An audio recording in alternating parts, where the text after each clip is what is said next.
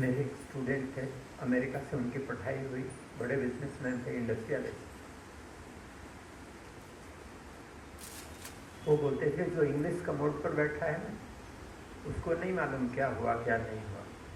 ऐसे ही जो हिसाब किताब नहीं रखते ना अपना, मैं दुकान का ऑफिस का उसकी बात नहीं कर रहा हूँ, अपना, उनको नहीं मालूम क्या चल रहा है क्या नहीं चल रहा। हमारी गलतियाँ आदत होते होते वो ऐसी हो जाती हैं कि लगता ही नहीं कुछ गलत है।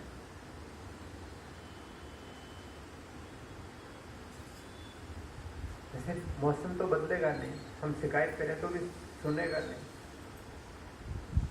और ह्यूमिडिटी हेल्थ को बिगाड़ती। चरक संहिता में महर्षि चरक ने लिखा है कि रेगिस्तान की आब हवा हेल्थ के लिए सबसे अच्छी है, लेकिन हमें रहना तो यहीं है।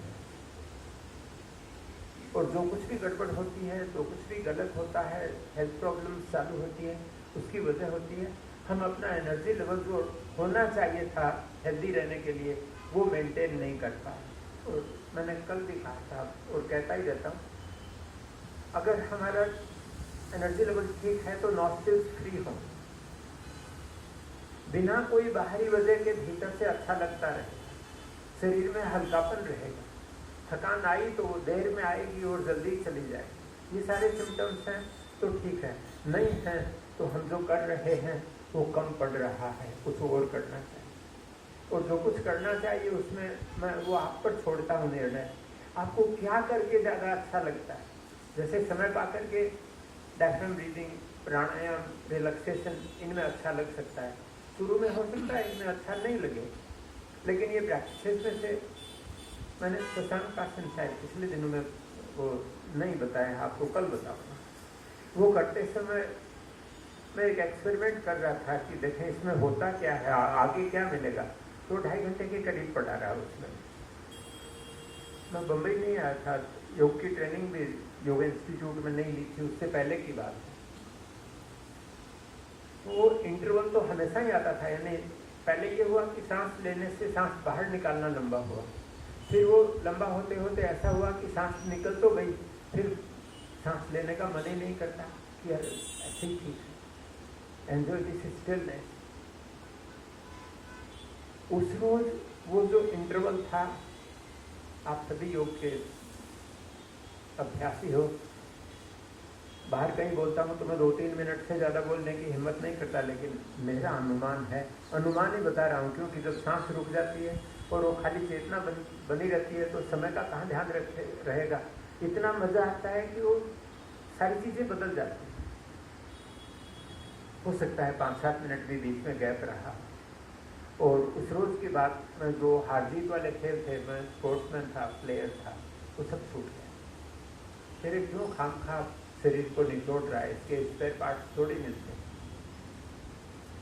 रहा सवाल ये स्ट्रेंथ और स्टेमिना, शरीर, सांस, प्राण शक्ति, मन और भावनाएं, बुद्धि यानी कैलकुलेशन कि क्या सही, क्या करना चाहिए क्या नहीं करना चाहिए सांसारिक रूप से, और उसके बाद विवेक।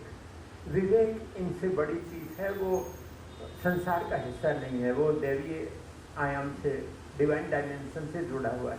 इन सब की लगातार पोटेंसी बढ़ती है। तो इस शरीर को निचोड़ रहे हो तो समय पाकर के और जॉइंट जवाब दे देंगे। मैंने बहुत दौड़ लगाई है, बहुत साइकिलिंग की है, मेरा ये जोड़ है ना, वो मैं नहीं कहूँगा शिकायत कर रहा है, वो बता रहा है अब देख तो क्या होता है। Doing just enough in such A way that you enjoy it, do while doing. जब आप कर रहे हो ना, उस समय अभ्यास में मजा आए तो वो एनर्जी बढ़ाएगा। एनर्जी जमा हो उसकी व्यवस्था देगा, और एनर्जी जमा होगी उसके बाद कोई बाई चांस ही कभी कुछ हेल्थ प्रॉब्लम हो जाए, हेल्थ प्रॉब्लम अननेचुरल। मैं ज़्यादा आपका समय नहीं लूँगा। विपरीत परिस्थितियाँ हों, वो चाहे ग्रह नक्षत्र के हिसाब से हो, चाहे मौसम के हिसाब से हो, चाहे किसी भी वजह से हो, तब हम अपनी एनर्जी को व्यवस्थित करने की कोशिश करें। हायर एनर्जी लेवल पर नेगेटिव होना मुश्किल है, लोअर एनर्जी लेवल पर पॉजिटिव होना ऑलमोस्ट इम्पॉसिबल।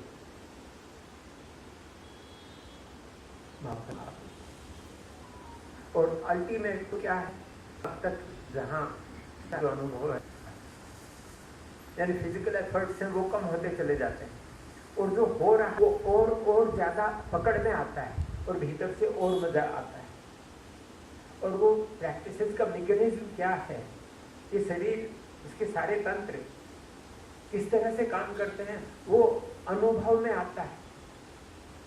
एक रोज 2-3 शायद 5-7 रोज पहले की बात है, बारिश हो रही थी उस रोज, और कोई एक ढक्कन खोलना था, वो नहीं खुला। मैंने टॉवल से पकड़ करके खोला, नहीं खुला। फिर उन्होंने बोला कि गर्म पानी में रखते हैं। मैंने कहा गर्म पानी में नहीं, 1 मिनट रुको। मैंने 4-5 सांस लिए, वो एनर्जी को फील करते हुए, और उनको यहाँ कॉन्सेंट्रेट किया, और सांस रोककर उसको खोल दिया। खुलना ही था, खुलना ही पड़ेगा। ये तो बिल्कुल छोटी बात है, आगे की जो चीज़ें हैं वो अलग हैं, लेकिन वो होंगी कब, जब हम इसको सर्कस की तरह से नहीं करेंगे, जब हम प्रैक्टिसेस को ये मौका नहीं देंगे कि ये हमें थका दे। ये थकान मिटाने के लिए है, ये शरीर को, मन को आराम देने के लिए।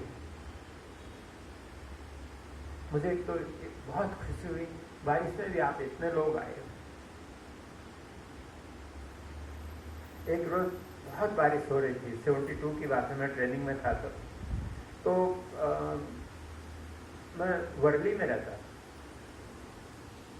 तो वहाँ से लोअर परेल आकर के और ट्रेन लेकर के जाता था।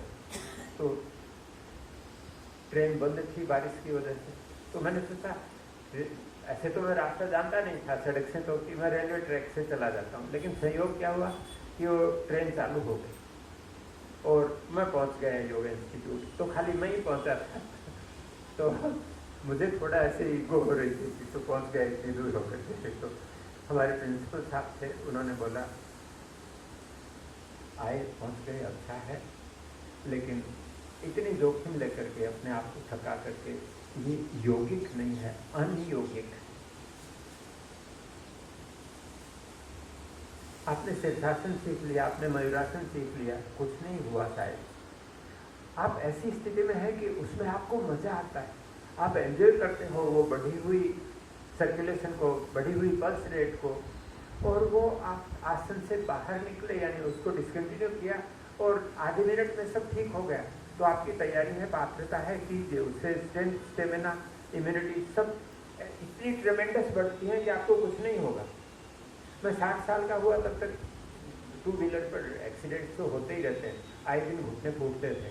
मैंने कभी वो एंटी टिटेनस इंजेक्शन नहीं लिया, फिर है वो भीतर सब कुछ इंटैक्ट है, नो प्रॉब्लम। लेकिन उसके बाद वो भीतर वो बात नहीं रही, तो अब चोट लगती है कभी तो चुपचाप जाकर के इंजेक्शन ले लेता। तो हिसाब किताब ऐसा नहीं होता है कि तो बाल भीगे हुए हैं और पंखा चल रहा था इसलिए सर्दी हो गई, ऐसा नहीं होता। एक बात